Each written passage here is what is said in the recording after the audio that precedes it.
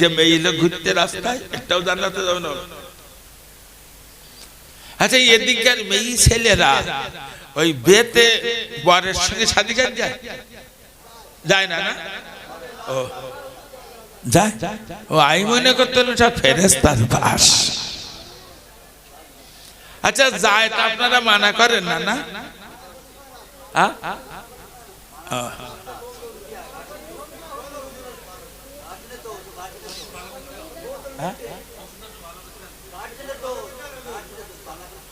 আচ্ছা আমার বৌমারা আমারে বলতেছে যে আব্বা ছোট ভাইয়ের বিয়েতে আমরা সব যাব, এই কথা বলার সাহস পাই। আমি তো এটা পুরুষ। আচ্ছা আমার গিন্নি আমার বলতে তুমি বাড়ি রান্ধো, আমি একটু কাপড় কিনতে যাচ্ছি, আমার আর পুরুষত্ব বোঝাই আছে?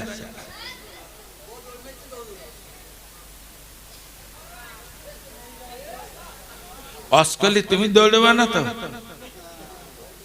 বউ দৌড়াই?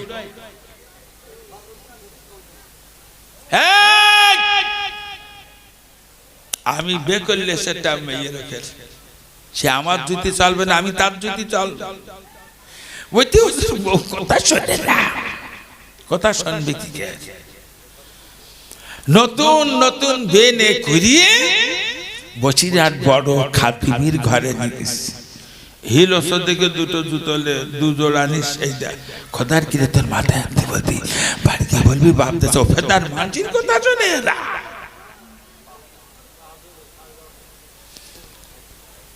রবীন্দ্র বস্ত্রালয়ে নিয়েছি, তোর মন পছন্দ রং পছন্দ দুটো শাড়ি নেই, আল্লাহর কিরে তোর মাথায় আনতে বলতি, বাড়িতে বলবি বাপতে চোফেদার মানছির কথা শোনে এরা। বাড়ি সে কতটা বুঝিয়েছেন, ও তো কাণ্ড জ্ঞান নি, তো নবী বলি আল্লাহ বলে ওর কোনো কাণ্ড জ্ঞান নেই। ওর কি তদবির করিয়েছেন, কতটা বুঝিয়েছেন। স্বামী স্ত্রী দুজন ঘরে আছেন, কেউ নাই, কেউ। গিন্নির মাথার কাপড় ফেলে বসেছে পুরুষ, তোমার দায়িত্ব গিন্নিকে বলা মাথায় কাপড় দাও। বারান্দায় বসে আছেন, গিন্নির পিটি কাপড় নাই, পেট আলগা, কেউ নাই। বললেন কি, এই বিবি পেট পিঠ ভালো করে ঢেকে রাখো। মহিলা যদি বলে স্বামী স্ত্রীর কি পর্দা, স্বামী আর স্ত্রীর পর্দা আলাদা জিনিস। আই নারী, স্বামী যদি তোর বলে পা থেকে মাথা পর্যন্ত সমস্ত অঙ্গগুলো দেখতে চাও, ওগো নারী তোমার স্বামী তুমি দেখাতে পারো, দেখাতে পারো, দেখা হয়ে গেছে, ওর মনের ইচ্ছা মিটে গেছে। নারী রে জলদি করে দেহটা ঢাকো, তোমার জন্য রহমতের ফেরেশতা ঘরে প্রবেশ করতে পারছে না। নারী ঘরের ভিতরে যখন মাথার কাপড় ফেলে বসে থাকে, ওই ঘর থেকে রহমতের ফেরেশতা গুলো দূর হয়ে বেরিয়ে যায়। নারী যখন বারান্দায় বসে থাকে, পিঠ আলগা পেট আলগা করে ওই বারান্দায় রহমতের ফেরেশতা দূর হয়ে বেরিয়ে যায়। পাঁচিল দেওয়া বাড়ির ভিতরে মহিলা মাথার কাপড় ফেলে কাজ করে, ওই জায়গায় ওই বাড়িতে রহমতে ফেরেশতা দূর হয়ে বেরিয়ে যায়। বোঝা যাচ্ছে নাকি? এসবগুলো মেয়েদের বুঝিয়ে বুঝিয়ে মেয়েদের বলতে হয়। লেটুইনের দরকার লাঠি চালাতে হয় না, বৌদি মারবেন, মারে মারবেন। বাড়ি ভিতর যেয়ে দেখলেন মার মাথায় কাপড়, কি বলি মা তোমার জন্য তো আমি কিয়ামতের দিন ধরা পড়ে যাব মা। এ কি অবস্থা? বাতি বাড়ির ভিতরে ঢুকে দেখলেন নিজের বোন বেপরদায়।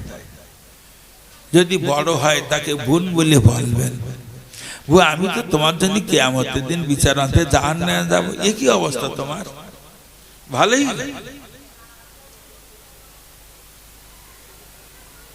কদিন কতটা তদবির করেছে, শুধু এরা খাতি শিখেছে, ঘুমতি শিখেছে, আর একটা শিখেছে হলুদি শিখে। বহু কথা শোনে না, বাড়ি এনে তার নাকে মুখে চুমো দিদি বসে আছে, ওই ফেতার মানটির কথা শোনে না। বাড়ি চুপ করে বসো, আমি তোমার বে করে দিয়েছি, আমি যেটা দেব সেটা তোমার পছন্দ করতে হবে। এক চুল পরিমাণ অপছন্দ করলি খোদা তোমার জান নাম দেবে। এ তদবির করেছেন কোনদিন? ন্যায় অন্যায় না দেখে শুধু মেরে সবদু বিবিরি জানো, বউ লেটুতে আয়, মাল লেটুতে আয়, বোনকে মারতে আয়, মেয়েকে মারতে আয়, আমরা কি লেটুই নাকি? এখনো একবার উঠো নাকি? ওই তো কথা শোনে না, কথা শোনে না। শাদি বাড়ি জাতি মানা করি, তাও যাচ্ছে কি করবো হুজুর, একবার হেঁকে নেব তো দাঁড়িয়ে পেচ্ছাপ করবে, কথা শোনে না। দোষ সব পুরুষই, মহিলার কোনো দোষ না। এই মহিলা শুনে না, যে মহিলাগুলো মদ্দা লোকের সঙ্গে নন্দাইদের সঙ্গে যারা শাদি বাড়ি যাবে, এদের কোন মুসলমানদের কবরস্থানে কবর দেওয়া যায় যে না, এদের কবর দেওয়া লাগবে বাবা গাঙেশ্বরে। গাঙেশ্বরে কবর দেবে যে মেয়ে লোকেরা মতা লোকের সঙ্গে শাদি খেতে যায়, এরা মারা গেলি গাঙেশ্বরে কবর দেবে বাবা। এই মহিলা, জীবনে যা হয়েছে তওবা পড়ো, কখনো পুরুষের সঙ্গে শাদি বাড়ি যাব না। যদি তুমি কবরে নাজাত পাওয়ার ইচ্ছা করো, অন্যথায় তোর কবরে দেওয়ার পরই কবর দাউ দাউ দাউ দাউ করে জ্বলবে। এখন এই মোরা বাড়ি মেয়ে লোক, আমার এই মোরা বাড়ি যাইতে খুব বেশি, এখন সাদা মতন হয়ে গেলে ঘন ঘন জানা যায় ডাকে, গিয়ে দেখো শুধু মেয়ে লোক, মদ্দা লোক আর কোটা মেয়ে লোকে টাল। কেন তুমি এই ছেলে সব দোষ পুরুষ, আমার ভাইরা ভাই মরে গে, ভাইরা ভাই তা বোনের মধ্যে তুই যাওয়ার সময় নেই, খালি কার দোষ? পুরুষের না ওয়া যাচ্ছে, সব লোক বুঝিয়ে এত দেরিতে বোঝে তা কি করি কি করি দেখি, এত দেরিতে বোঝে। আমার ভাইরা ভাই বলি গে, আমি বউডার কি বলেছি, তুই যা, আমার সময় নেই। তো ও ভালো থাকে না, আমি ভালো থাকি। এখন সব মরা বাড়ি সব নুসরাত যাচ্ছে, নুসরাতের নাম শুনেছেন তো? সেই তাই সেজে ওখানে যাচ্ছে। ওরে ও যে লোক মরি গে, ওর 14 পুরুষ উদ্ধার করতে যায়।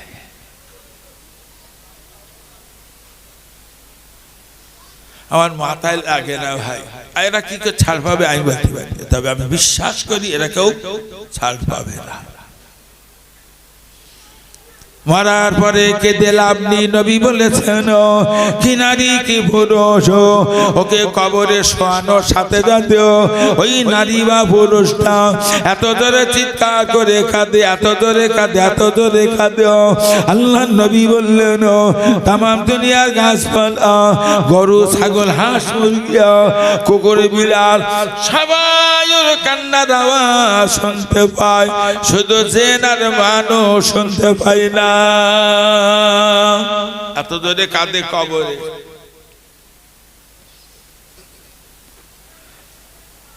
কবরে যে কেঁদে কোনো লাভ নেই,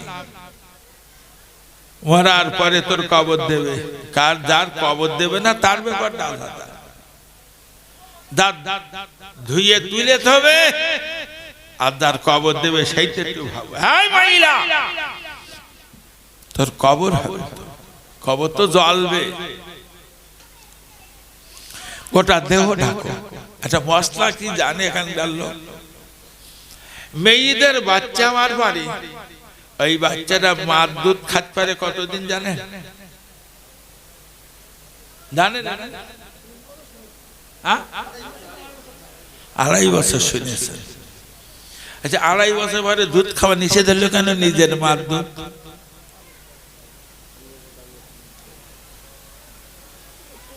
এই নারী, তোর পেটে ছিল যে বাচ্চাটা 10 মাস, ওই বাচ্চাটা বাইরে এসেছে আজ 30 মাস। আড়াই বছর মানে পেটে ছিল 10 মাস, 30 মাস ধরে তার পেচ্ছাপ পায়খানা পরিষ্কার করলি রে বাবা। আজকে তার দুধ খেতে দেওয়া নিষিদ্ধ কেন? না না না, দুধ খাওয়া নিষিদ্ধ না। শরিয়াত বোঝাতে চায় নারী আড়াই বছর 30 মাস ছেলে বা মেয়ের বয়স হলো, ওই বাচ্চাটা মাকে চিনতে শেখে, দাদাকে চিনতে শেখে, দাদিমা চিনতে শেখে, ভাই থাকলে ভাইকে চেনে, বোন থাকলে বোনকে চেনে। এটা আমার মাথা, এটা আমার পা, এটা আমার কান, এটা আমার চোখ, এটা আমার হাত। ওই বাচ্চাটা বুঝতে শেখে, তাই শরিয়াত বুঝাতে চাই আই নারী 30 মাস বয়স হয়ে গেলেও তোমার নিজের পেটের বাচ্চাটার স্তন দুটো আর দেখায়ও না। নিজের পেটের বাচ্চা নিজের স্তন দেখানো যদি নিষেধ হয়, তাহলে অন্য লোকের দেখানি অসুবিধে নেই। এরা নাকি জান্নাতে যাবে।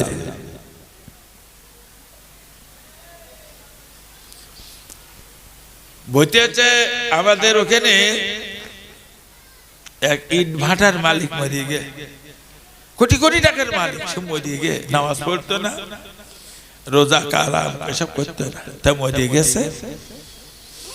তা আমি সেই কেন্দ্রে সেই পাড়ার ভেতর দিয়ে একদিন যাচ্ছি, তা 2-3টে ছোকরা মাওলানা আমার ধরি বইতে হুজুর সে অমুক বড় লোক মরে গেছে, শুনেছি যদি অমুক হুজুর এই হলো জানাজা পড়িয়ে গেছে, আর খাস খাস করে 50টা 500 টাকার নোট গুনি নিয়ে বাড়ি গিয়ে হবে হুজুর, তা হবে টানা কলে ছোট করে জবাব দিয়েছেন, একটু বলবেন না ব্যাখ্যা টাকা?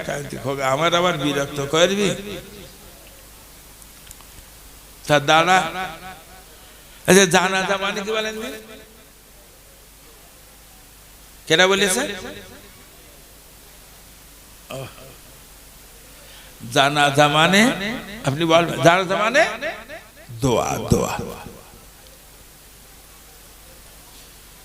তা আচ্ছা আপনাদের খুব কষ্ট হচ্ছে একটু রাতে কিচ্ছু বলে না, ওই মোনাজাত করে দেবো না, একটু গান বলবো।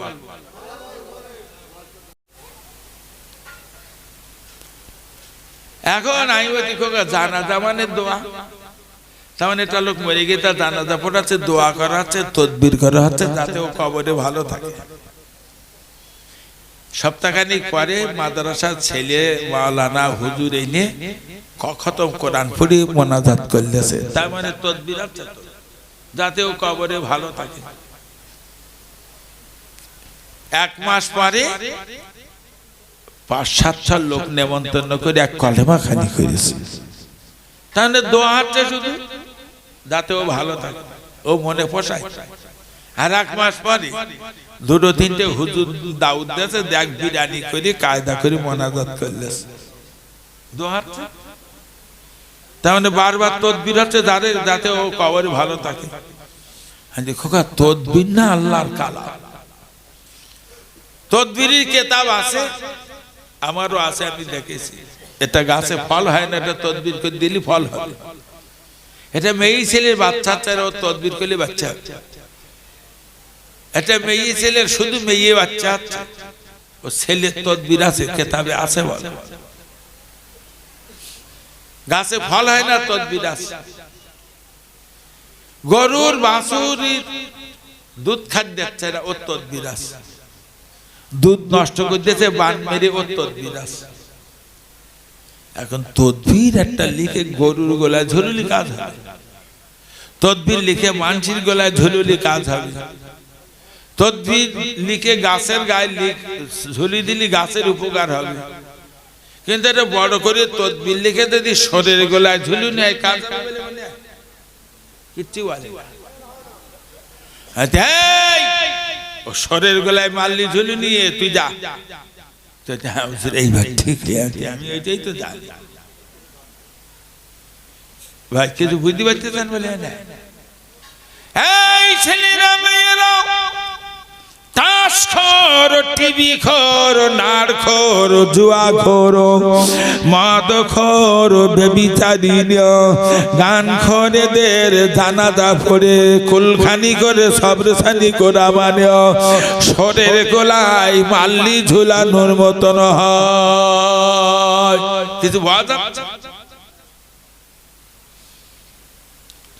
যে সমস্ত মেয়েরা বন্ধন কমিটি করে মঙ্গলবারে না শনিবারে একটা ডেট আছে,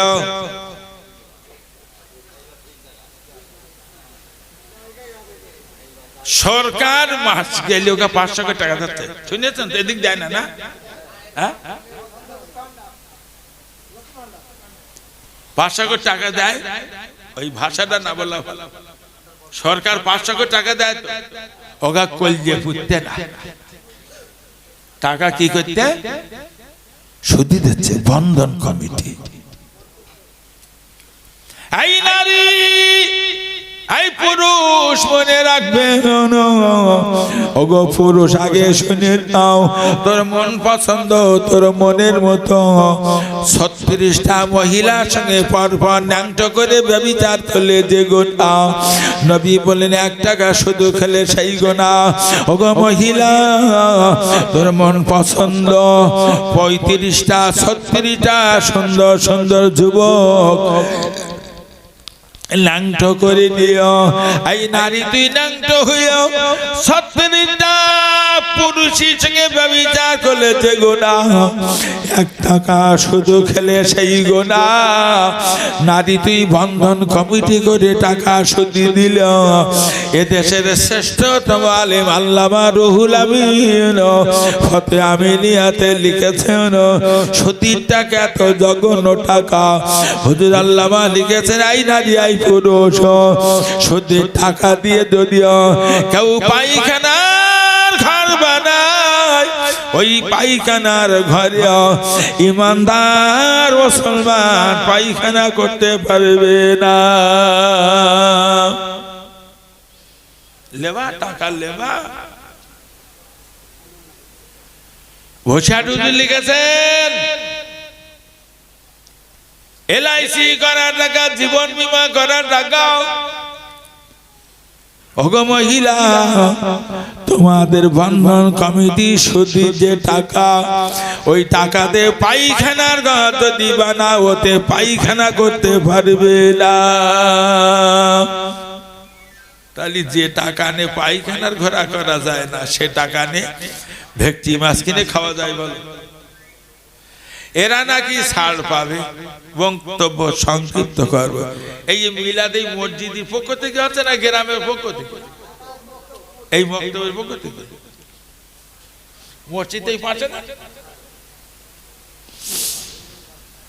এখন প্রায় জুমায় দেখছি, জুমার 2 রাকাত ফরজ নামাজ পড়ে একদল মুসল্লি বাড়ি যাচ্ছে, এদিকে মুসল্লি আছে।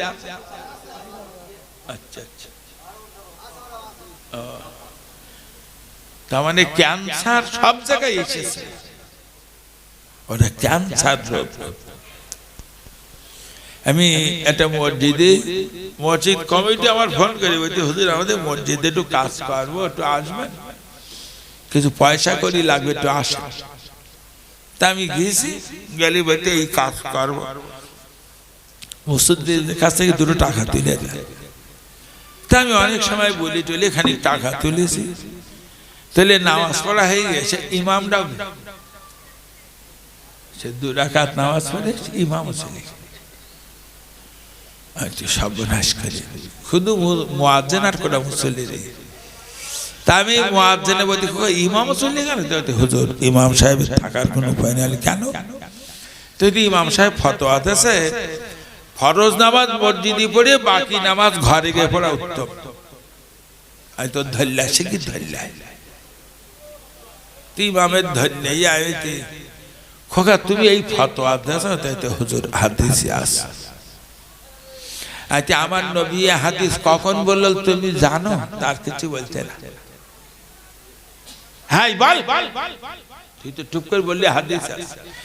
নবী হাদিস কখন বলল তুমি জানো? তাইতে না। জানিস না তো বলিস কেন? নবী সাহাবীরা ছিল আল্লাহ পাগল আর নবী পাগল। কি বলিস? সাহাবীরা কি পাগল ছিল? আল্লাহ পাগল আর নবী পাগল। এ জামানার মুসলমান দুটো পাগল বলো, কি বলেন দিন? একটা টাকার পাগল, একটা মেয়ে লোক পাগল। তুই আমার দুটো মেয়ে লোক দে, 2 কোটি টাকা দে, কোথায় বাপ মা কোথায় ছেলে মেয়ে, আর কাতুর লাগবে না আমার। ভয় যাচ্ছে না কি বলতে না? হেরা নবী সাহাবীদের বলল যে বাবা ফরজ নামাজ মসজিদে পড়ো, বাকি নামাজ ঘরে গিয়ে পড়ো। এটা কেন বললো? সাহাবা হুজুরা জীবনে বউ ছেলে মেয়ের মায়া বলে কিচ্ছু নবীর ঘরে মসজিদে বের বাড়ি যায় না। তখন নবী ওই ফতোয়া দেয়, সাহাবীরা বাড়িগুলো কবর বানাচ্ছ, যাও ফরজ নামাজ মসজিদে পড়বা, বাকি নামাজ ঘরে গিয়ে পড়বা। এই তুই ও হাদিস এখানে লেছিস কেন? কত বলে সোনা মধু মসজিদে চলো, কবরে গিয়ে শান্তি বাবা, সোনার মালিক মসজিদে চলো, নামাজ না পড়লে আল্লাহ ছাড়বে না। কত বলি বলি বলি বলি মসজিদে ঢুকুইছি, আর তুই তাড়াতাড়ি করে বের করে দিচ্ছিস। হেরা তোর কই জ্ঞান আছে? তোর কি জ্ঞান আছে? বসিরাটের আল্লামা ফুরফুরার পীর আবু বকর এই দেশের শ্রেষ্ঠ আলেম, তাদের কিতাবে লিখেছেন জুমার দিন জুমার ঘরে মুসলমান 22 রাকাত নামাজ পড়ো। কয় রাকাত বলেন? বসিয়াট হুজুর, দাদা হুজুর লিখেছে জুমার দিন জুমার ঘরে 22 রাকাত নামাজ পড়ো। এরা 2 রাকাত নামাজ পড়ে চলে যাচ্ছে, এর নাম খোদার ভয়। তাম ভারতবর্ষের মাটিতে যত দেওবন্দি তবলিগীর আলেম আছে, সবচেয়ে বড় আলেম মাওলানা আশরাফ আলী থানভী। বাজাইনি কি বলেছি? ভারতবর্ষের মাটিতে দেওবন্দি তবলিগ জামাতের মতে সবচেয়ে বড় আলেম মাওলানা আশরাফ আলী থানভী। তিনি তার কিতাবে লিখে, ওই কিতাব আমি কিনেছি, আমার ঘরে আছে, ওই কিতাবে লিখেছেন জুমার দিন জুমার ঘরে ঢুকে 2 রাকাত তাহিয়াতুল ওযু সুন্নাত নামাজ পড়ো। আঙুল টেপেন কত হচ্ছে? থানভী লিখছেন 2 রাকাত দুখুলুল মসজিদের সুন্নাত নামাজ আদায় করো। থানভী লিখছেন 4 রাকাত কবলাল জুমার সুন্নাত নামাজ আদায় করো। আয় মুসল্লি ইমামের পিছনে 2 রাকাত জুমার ফরজ নামাজ আদায় করো। থানভী লিখেছে 4 রাকাত বাদেল জুমা সুন্নাত নামাজ পড়ো। থানভী লিখেছেন 4 রাকাত আখিরি জোহরের নামাজ পড়ো, 2 রাকাত জুমা সুন্নাত পড়ো, 2 রাকাত নফল নামাজ পড়ো। কতই বলেন দিন? হেরা তুই কোন মতে? তুই যদি দাদা হুজুর বসিয়ার হুজুরের মতের লোক হইস, তোর 22 রাকাত নামাজ পড়তে হবে। তুই যদি দেওবন্দি তবলিগীর লোক হইস, তোর 22 রাকাত নামাজ পড়তে হবে। 2 রাকাত পড়ে যাচ্ছিস কোনে? যাই এত বলিসি তাও মুসল্লি চলে যাচ্ছে। মসজিদে একদিন বলতেছি, যারা চলে যাচ্ছে ওরগা আর মসজিদে ঢুকতে দিও না। তোর মতন জন্তু যেন মসজিদে না আসে, ওই রাস্তাতে 2 রাকাত নামাজ পড়ি বাড়ি তবু যাচ্ছে। তার মানে কি? এরা শেষ হয়ে গিয়ে আর হবে না, জাহান্নামের করা। মহব্বতে সঙ্গে দরুদ শরীফ আল্লাহুম্মা সাল্লি আলা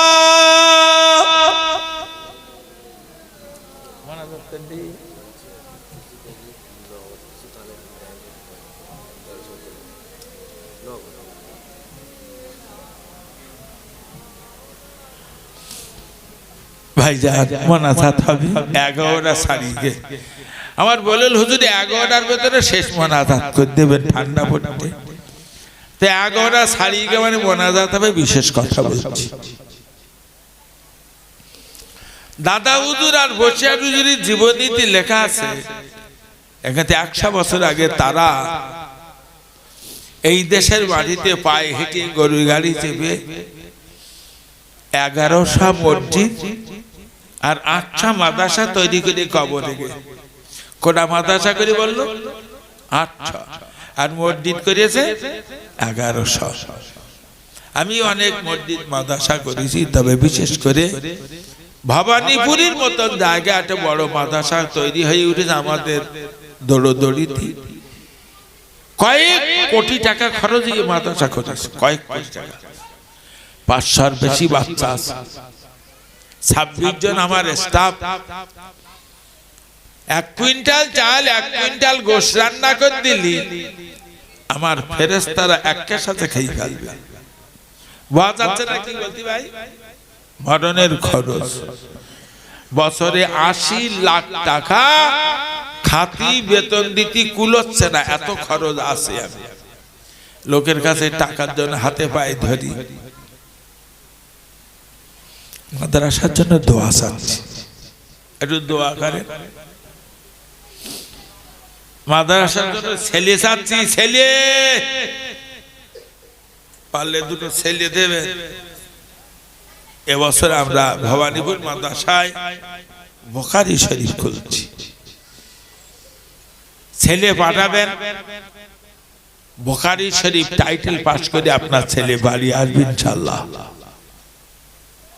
বুখারী শরীফ সঙ্গে আরো 7-8 খানা হাদিসের কিতাব পড়ানো হয় একসঙ্গে। এই সেটগুলো সারা সহ 10,000 টাকা দাম। কেউ যদি পারেন এক সেট বুখারীর টাকা 10,000 টাকা দেবেন, ছেলেরা যুগ যুগ ধরে পড়বে। আপনি আপনার বাপ আর মা যুগ যুগ ধরে কবরে সওয়াব পাবেন। ওয়াজাইনি কি বলি যে কেউ যদি পারেন দেবে।